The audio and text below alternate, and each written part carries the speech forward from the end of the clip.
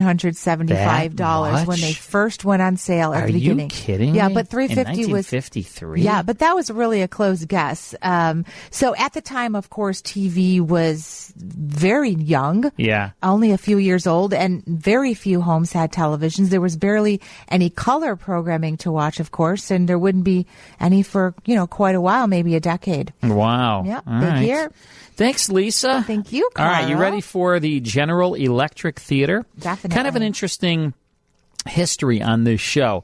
It debuted in 1953 and was one of the best dramatic anthologies to air during the waning years of the golden age of radio. I mean, radio was on its way out, as you said. Right. TV was really the newfangled thing. Now, it began as a TV series with future President Ronald Reagan as the host. Then a few months later, because it was doing well on television, they said, CBS decided, let's also put it on radio. We'll produce a radio series as well. Very few shows ever did that. Most shows started on radio, then made the transition to television. Have Gun Will Travel was one that started on TV, moved to radio. Same thing here with the General Electric Theater. Now, both the radio and TV versions featured adaptations of novels, short stories, plays, films, and magazine fiction by the top writers in the field. Now, the stars on the radio and TV shows were Ronald Colman, Cary Grant, Irene Dunn, Van Johnson, Jane Wyman, William Holden. I mean, huge stars. And in order to land Ronald Reagan as host of the TV series, General Electric made him part owner in the series. They really made a sweet deal for him. After 8 years as host, Reagan had made a personal fortune in the venture. I mean, this is what made so how he was able to buy his ranch and everything else. And then, often referred to as the great communicator, Reagan credited his time on this series as helping him develop his public speaking abilities. Of course, he went on to bigger things. I think so. Than hosting the show. Over the TV series' 10-year run, it was nominated for 9 Primetime Emmys. So the television show was more popular than radio. Well, it started a little bit late for radio. I think. But we have the very first radio broadcast of the General Electric Theater for you right now, July 9th, 1953, Random Harvest. And this stars Ronald and Benita Coleman, and we'll listen to it uninterrupted. Here is the General Electric Theater. The General Electric Theater, tonight starring Ronald Coleman and Benita Hume.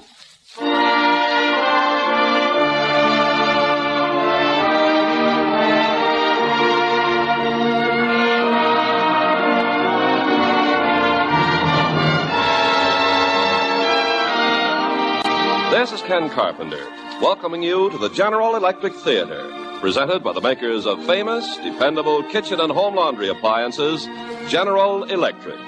Tonight we bring you Ronald Coleman and Benita Hume in James Hilton's story, Random Harvest.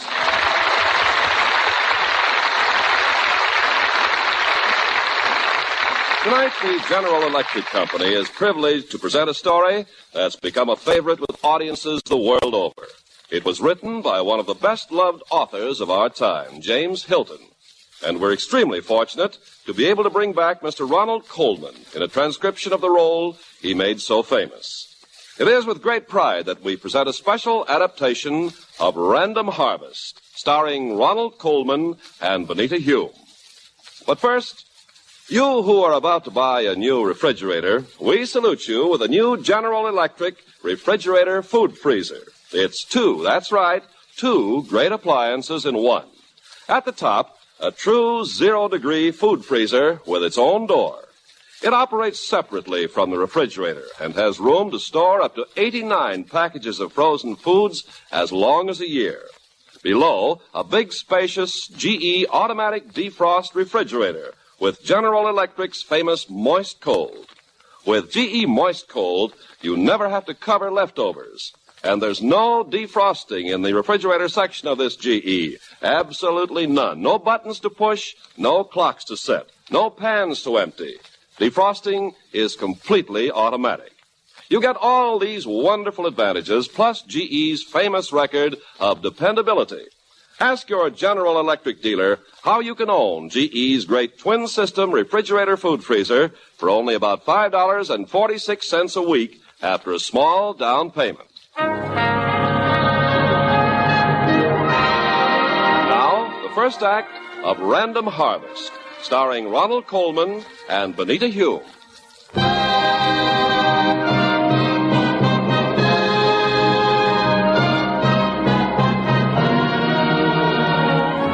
I shall never forget the moment. I was conscious of light, cold rain falling on my upturned face. That and a few distant jumbled sounds and a feeling of infinite depression. I felt as though I had just lost something very rare, singularly beautiful. Had lost it and could not for the life of me remember just what it was. And then I opened my eyes. A ring of faces hung over me. Now, he's coming out of it. Gracious, I could have swore he'd had it. Who are you? Easy there, sir. There's no bones broke. Well, I've a train to catch. I'll be late. The copper's gone to fetch a doctor. Best lie still till they've had a look at you. My clothes. They're muddy and torn. Aye, you took a fair spill, you did. Oh, spill? Aye, when the bus hit you. Bounced you off to the side, it did. Lucky for you. Well, I'm a little confused, but... I'm perfectly all right now. It won't do for me to miss that train. Perhaps I can give you a lift, sir. That's very kind of you. What station was you headed for? My train leaves from Victoria Station. Victoria? But that's in London. Well, of course it's in London. Where else would it be? Oh, Lord, he did have a thump. Ah. Well, sir, it wouldn't be here in Liverpool. Liverpool? Aye. The accident must have addled you a bit. But don't you worry about it, mate. You'll straighten out right enough. I stood up, feeling dizzy. The queer feeling of depression persisted. And there was this very odd business of where I was. One moment in London, hurrying for the train with bells ringing and horns blowing, all of England celebrating V-Day, and the next moment lying in the rain among strangers in Liverpool. And where was my uniform? I knew my name, Charles Rainier, and I knew my regiment and my address. But this cheap suit, these shoes, what had happened? Paper, sir? Yes. Thank you, sir. Here you are. The Liverpool Guardian. January the 30th, 1948. But that's impossible. Boy! Yes, sir? What's the date today? Right there on your paper, sir. The 30th. No. I mean the year. 1948, of course. Are you all right, sir? I'm fine. Thank you.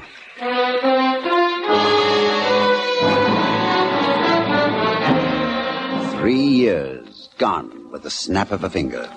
But where? And how? I headed for the station, home to Sturton and my father and dependable old Sheldon.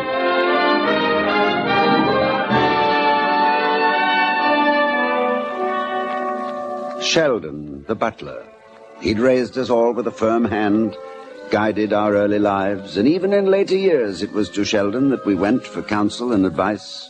I can't tell you what a surprise this is, Mr. Charles. Thought I was dead, did you? It's been rather a long time, sir. And, well, you know your father. The search for you was most extensive.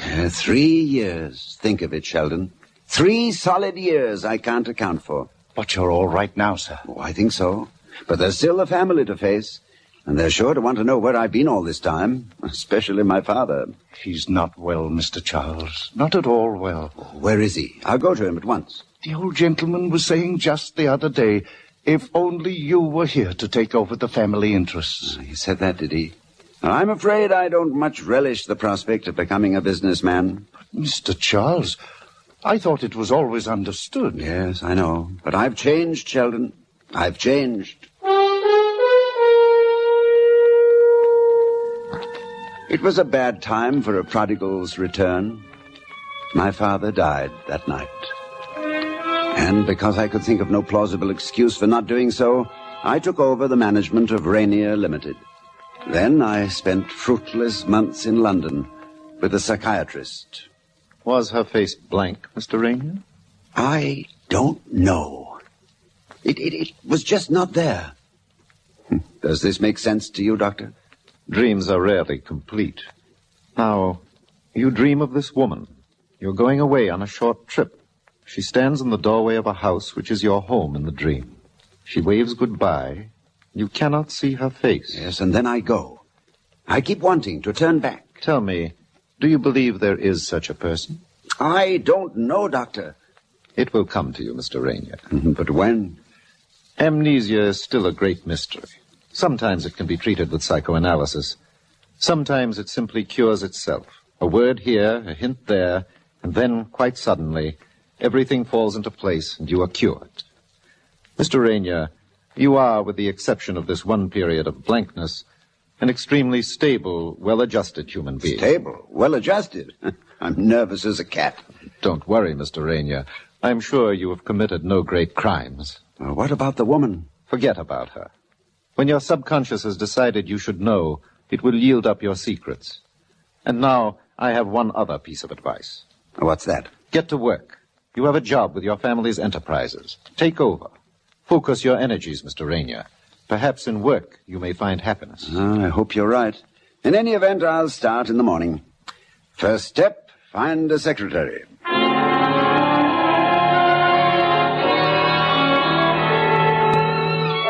I can type and take dictation quite well. My last employer was a writer. You're not a Londoner, are you, Miss Hanson? Yes, I am. And you read the provincial papers? Oh, it's a habit I got into. I used to travel about the country a great deal. Ah, that's how you knew about me. Oh, about your sudden return from the dead? Yes, I read all about it. But really, you shouldn't have let them print such an unflattering picture of you. Oh, thank you, but I was going to say, there's more to this story of my absence than the papers printed. If you take this job as my secretary, you'll have to know about it. Then you think I might do? If you don't mind playing nursemaid to a mind that's not quite all there. Oh, I don't mind at all, Mr. Rainier.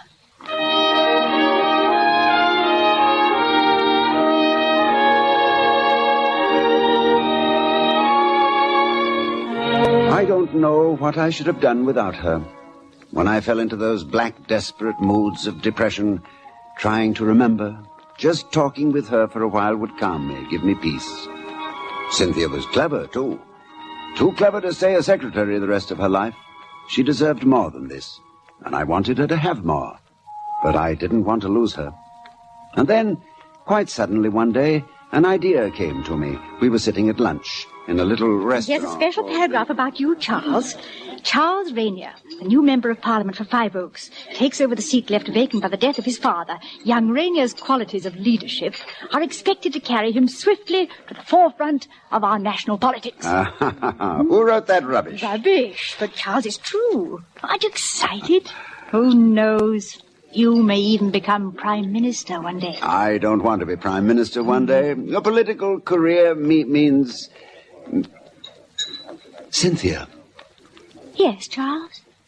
You once told me you'd never marry for love. What did you mean by that? Why, simply that once I was so very much in love with a man that there'll never be any other for me. That's all. And that's all done with? Dead and buried? I'm afraid so.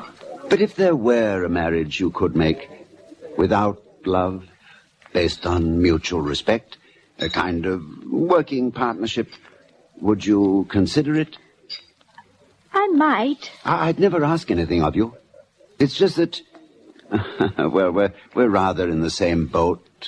And we make such a good working team. And now with this Parliament thing... Oh, you need someone to play hostess for all the parties you'll have to give, and someone to entertain important wives at tea, and... Oh, don't misunderstand me. I know how important these things are.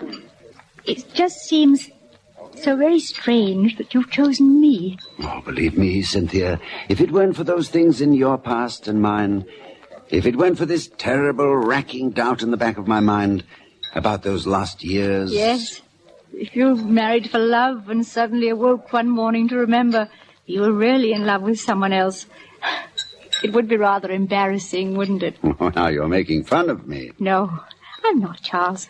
I'm just trying to keep from crying. Oh, I've hurt you. I'm terribly sorry. I'm happy, Charles.